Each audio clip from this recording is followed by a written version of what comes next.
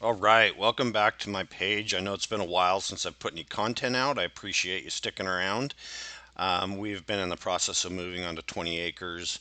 Super excited. It's full of petrified wood and agate, and can't wait to share that with everyone. But for now, I just thought I'd get something out there. And basically, this is going to be a short video on what I use digitally to prospect for locations to look for minerals. So we'll get into some tricks on Google Earth. I'll show you some stuff that I do on Onyx Maps, kind of looking for property, private property versus public property. Google Earth, I'll show you some overlays of KLM files for geology and that kind of stuff. So I hope this helps all of you out in the future. Every little piece of information we can get helps. So sit back. Thanks for supporting the page, and let's get started.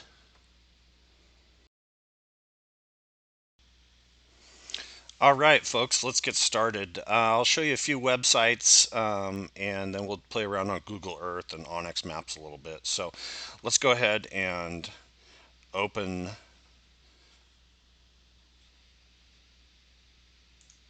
go ahead and open up Google Chrome. So we can do these things. They're called overlays on Google Earth, where you can download certain maps and put them on there. So for prospecting, I want to download what's called a KLM file for a geologic map, and you can search a lot of things. Oregon geologic geology map KLM. Let's see what we find. So this is an Oregon site right here. Here's a USGS site. Let's click on it. Perfect, exactly what we're looking for. So before we download this, we're going to show you a little trick here. We're going to open up Google Earth. Hopefully you guys all have Google Earth on your computer. While that's loading up, let's go back to this Google Chrome. Okay, so like I said, we're looking for the KLM map. So it's right here. This is the awesome part. It's really pretty simple for somebody that's computer dumb like I am. It makes it pretty easy. I click on it. It's going to download that file, and then I'm going to open, and voila!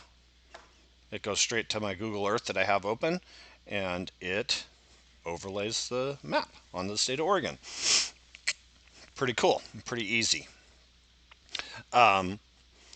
So there's a lot going on here, right? We got all kinds of different formations. We got faults. It's a lot of information. So what I like to do is come over here to the left. I'm going to expand this menu, and I am going to unclick all of this stuff. Gone. So throughout your research, you'll figure out the types of areas you want to search. So I know that I want to search areas with rhyolite, because I know rhyolite is high in silica and usually contains a lot of agates, thunder eggs, jaspers, opal, that kind of stuff. And then the other thing I want to search for is intrusive rocks, which are going to be lava that's cooled slowly underground, which we refer to as magma, because I know that is also going to contain more of the minerals that I'm looking for. So let's just come down here and we'll click on that and we'll search rhyolite. We'll hit enter, and it should take me to rhyolite, but apparently it's not, so we're going to have to do this the old-fashioned way. I know from doing this that rhyolite is typically red on the map, so let's just look for it real quick, and I know it's down here somewhere. Here we go, rhyolite. So let's start clicking on all these areas that contain rhyolite. As you can see, as I was clicking on them, it was bringing up all these areas. And if you've rock hounded Oregon for any amount of time, um, these are pretty much your hotspots. You got Southeast Oregon, Jordan Valley, Graveyard Point, Sucker Creek. That whole area is great and full of stuff. Amazing, amazing part of Oregon. Down here between Klamath Falls and Lakeview, I know that there's a lot of opal in this area. People have claims for fire opal, so that's another good area. And then one of the other hot spots that most everybody knows about is, you know, that that ring around Prineville, that bullseye. Gosh, you have Eagle Rock, you have Hampton Butte, you have the Ochoco Thunderbeds. There's agates in the Ochocos. There's beautiful jaspers. There's just a ton around Prineville. And there's a lot of public property. All these areas, what's great about the east side of Oregon is there's a lot of public property because that's where we want to hunt. BLM land or Forest Service land, and obviously we want to follow the rules, but we also don't want to trespass. I'm gonna look for some stuff on the west side because that's where I am. I'm gonna look for intrusive stuff. So we see where it says intrusive.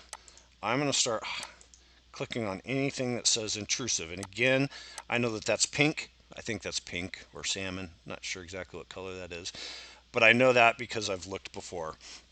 And so, as you can see, I've started to highlight some stuff in Northwest Oregon.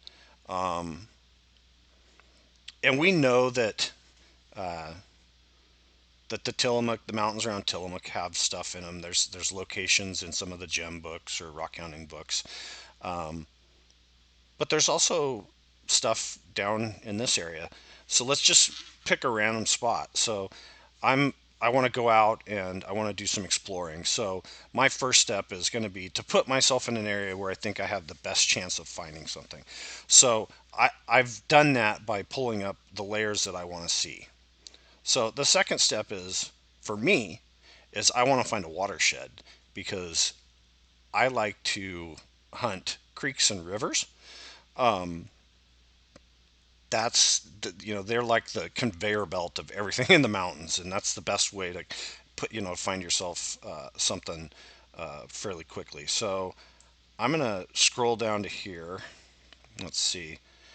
I think we have the Siletz River right here. Okay, so this to me looks like a good spot. I want to check this out. I've got a river. I've got the right kind of formation that I'm looking for. I've got a lot of mountains with like little side streams coming down into there. So I'll go ahead and I'll just put a mark right where I want it to be. Let's put it right there on that road. And I'll just name it Upper Siletz. Upper Siletz. All right.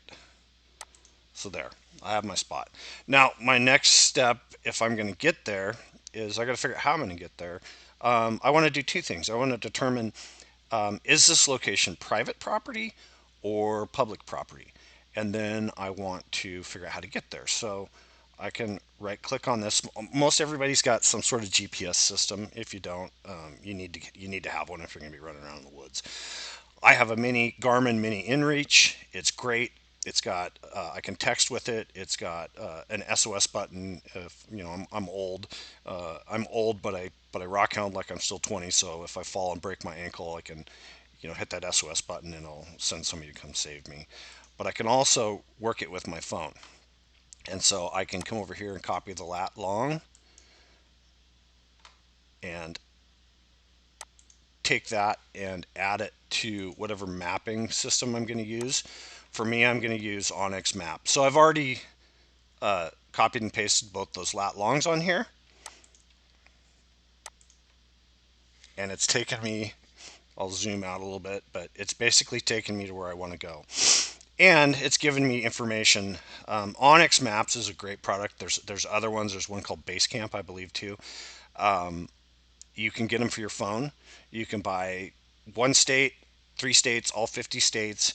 It's going to tell you if the land is private, public, and also who owns it. And I've never had an issue with it. I use it hunting, I use it fishing, I use it rock hounding.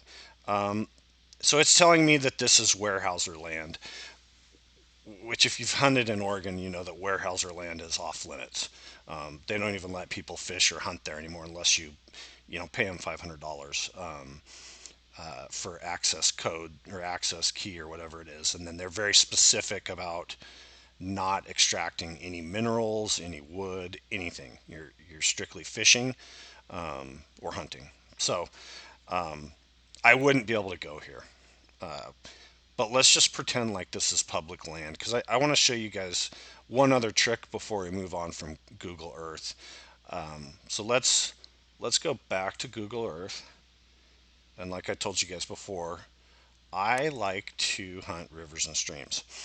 And but but some of them can be big, right? Some of them you can, if it's a little one, you can stop on the road and get out and start walking up the stream looking for stuff. That's easy. But if you're in a big river like the Siletz, you're going to want to try to narrow that down. And we know that you know chalcedony and jasper and that mineral is it's heavier than most of the other material that you're going to find in a coastal river, which is going to be you know sedimentary or basalt or whatever it might be. So it's heavier, which means that it's going to settle out in high water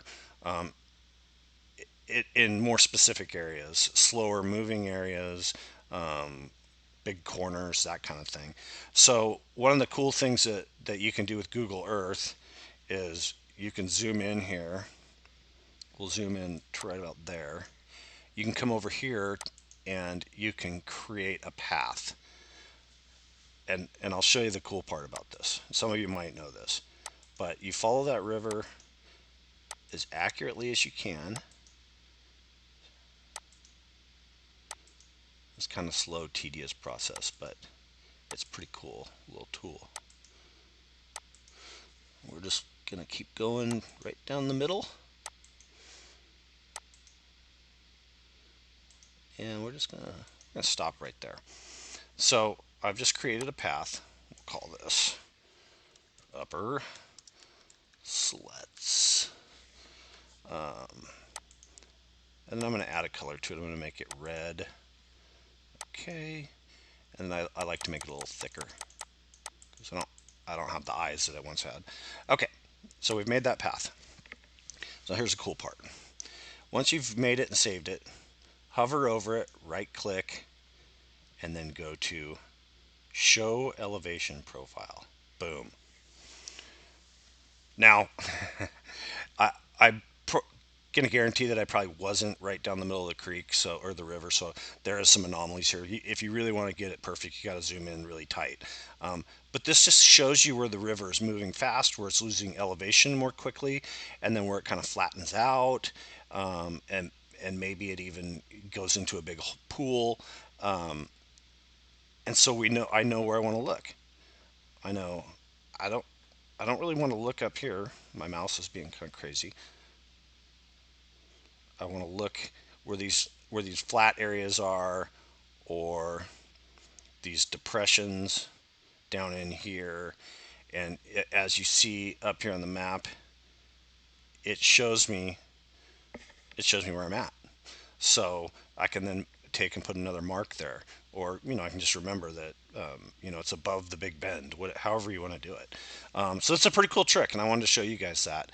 I'm going to move on to one more. I want to show you guys one more thing that really helped me when I first started. So let's go back to Google Chrome. So there's a website called mindat.org, mindat.org. This site is awesome. It's just got so much information in it. You you know you could look on here for years and not find everything. So let's say I really love carnelian, and that's what I want to look for. I'm going to search carnelian. Well, first thing I'm going to do is I'm going to spell carnelian correctly. That always helps. Okay. Now we're moving. Now there's some carnelian. So it's going to give you all kinds of information about carnelian. It's going to tell you it's a variety of chalcedony. It's going to give you synonyms. Um, it's going to give you photos of like in carnelian associated with quartz. So you'll have examples of what you're looking for. It's going to tell you if there's any health risks. Because believe it or not, there are minerals out there that pose health risks.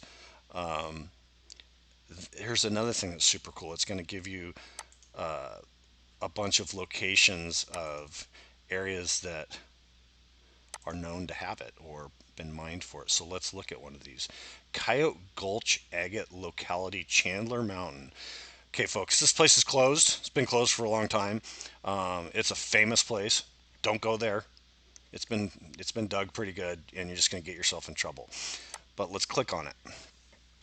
So if I hit the control button on my laptop and then click that link, it's going to open me a separate page. And it's going to show me examples of what's been found there. It's pretty cool.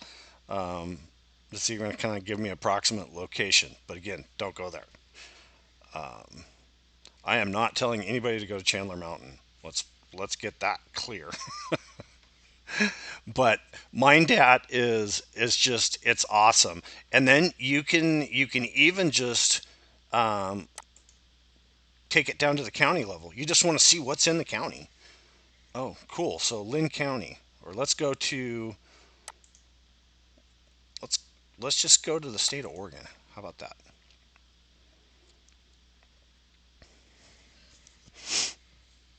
Looks like we get some historical pictures.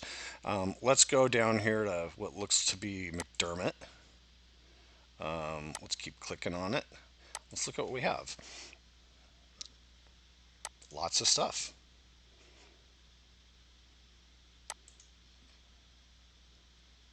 Gold prospects, claims, occurrences, you name it. It's pretty cool tool, and you can look in a lot of different places. This looks like this is somewhere around the Steens.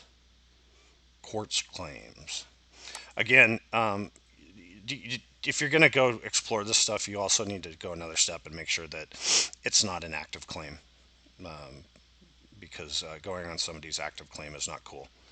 There are people out there that'll allow you to surface pick on claims, but for the most part, just don't do it. If it's inactive or no longer active, then yeah, it's on public land. You're good to go. So I hope this helps everybody. I just wanted to get some stuff out there that kind of helped me figure it out, and it's we can all get the books, and we can get on Facebook and ask questions, but people don't like to give out information because a lot of really successful rock hounders are like anything else. We put a lot of work and effort into becoming successful, as we do in most hobbies. So just asking questions on an open forum with 30,000 other people is not going to get you the answer that you want. It takes effort to study, search, and be willing to fail a lot of times. You can go out 20 times prospecting, but when you are successful, chances are you're going to find a material that nobody else knows about, and it's going to be unique. It might not be spectacular. It might be not be as cool as the pictures that somebody posted on, a rockhound group, but it's going to be your material, and nobody else is going to have any of it, and that's what makes it cool. And the work that goes into it to get you to that point, it's very rewarding. So hopefully this helps. And again, I appreciate everybody's support on this page, and if If I'm not, I don't intentionally put anything out there that's inaccurate. So if I do, feel free to correct me. If I'm one thing, I'm open to learning. And if you just want to add to the conversation, post a comment on there. I'm totally cool with it. So again, thanks for your support. I hope everybody has a awesome Memorial Day. Stay safe, and we will see you next time.